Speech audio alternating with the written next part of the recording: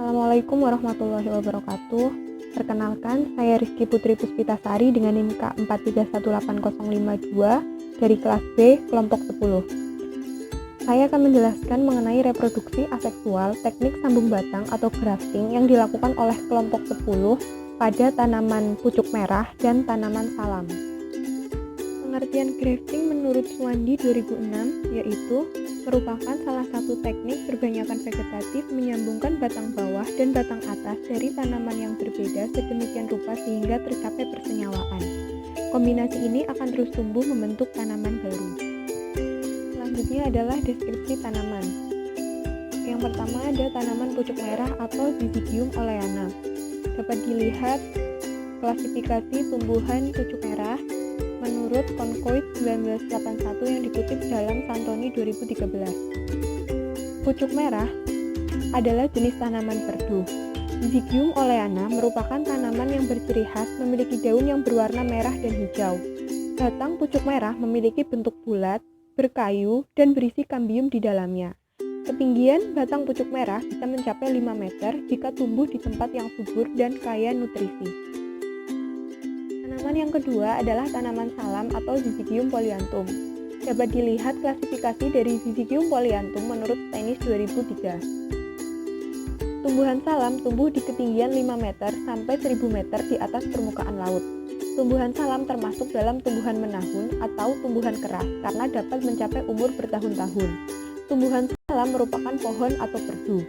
Arah tumbuh batang tegak lurus dengan bentuk batang bulat dan permukaan yang beralur. Batangnya berkayu, biasanya keras dan kuat. Cara percabangan batangnya monopodial. Ini khusus tumbuhan secara embriologi, yaitu adanya jaringan kalus. Kalus adalah suatu jaringan yang bersifat meristematis akibat timbulnya luka dan merupakan salah satu wujud dari dediferensiasi. Dalam membuat sambungan, batang bawah harus menyatu dengan batang atas. Penyatuan sambungan digambarkan sebagai the healing in common of wound atau penyembuhan luka sambungan.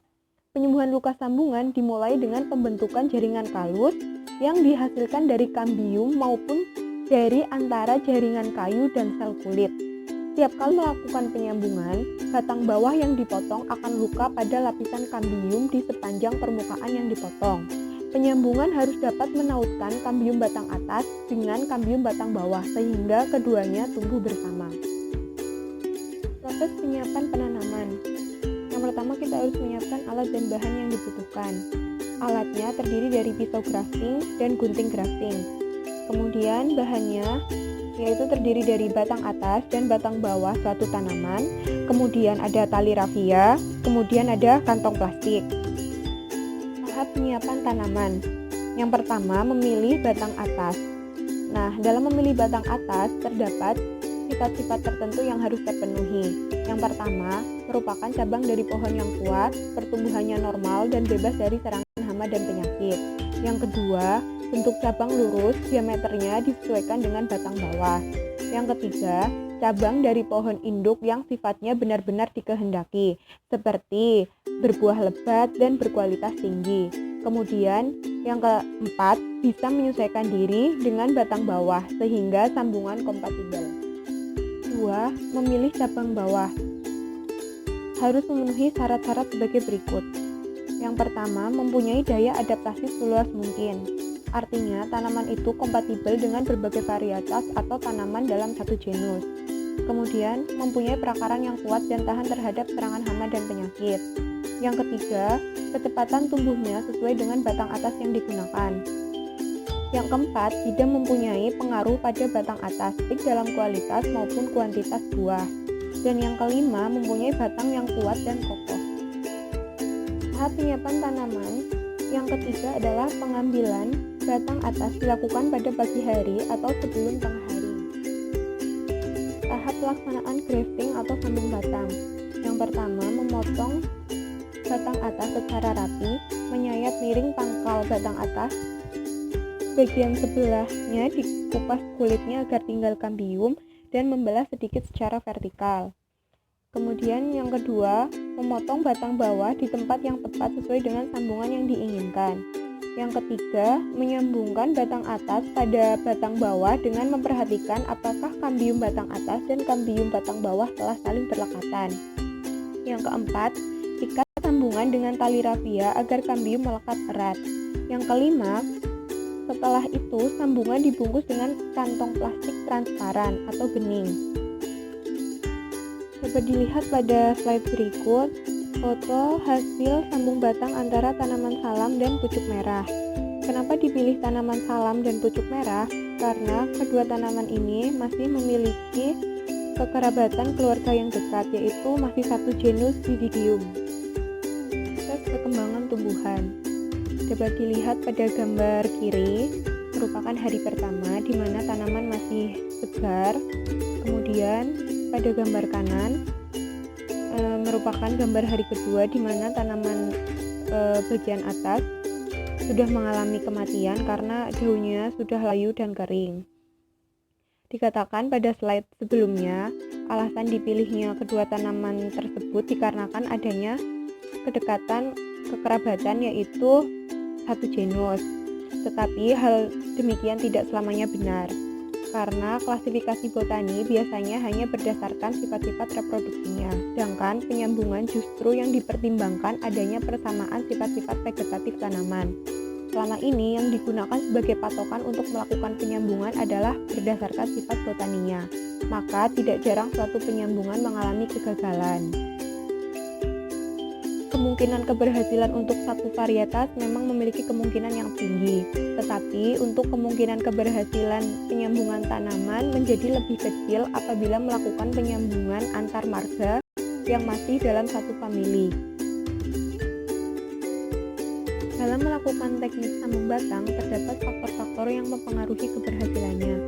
Yang pertama, batang atas yang dijadikan bahan sambungan tersebut tidak cacat dan masih dalam keadaan segar, tidak terlalu tua dan tidak terlalu muda, serta berbatang bulat. Yang kedua, grafting tidak terkena secara langsung terik matahari maupun air hujan. Yang ketiga, bagian sambungan kambium harus menempel seerat mungkin, paling tidak salah satu dari bagiannya. Yang keempat, pisau dan gunting yang digunakan harus tajam dan tidak berkarat agar sambungan tidak terinfeksi oleh penyakit atau bakteri.